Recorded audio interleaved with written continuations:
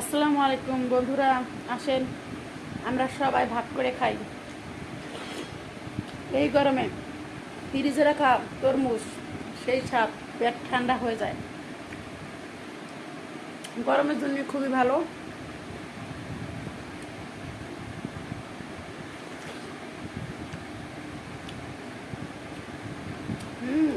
সেই স্বাদ বন্ধুরা।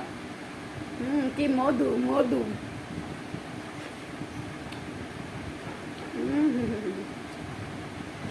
মনটা জুড়িয়ে যায়।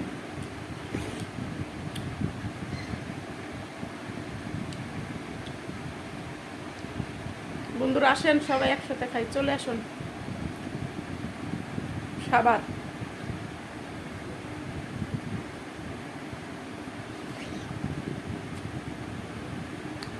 এই গরমে অত্যন্ত পানির শূন্যতা পূরণের জন্য এটা অত্যন্ত প্রয়োজন, শরীরের জন্য খুবই ভালো ফল।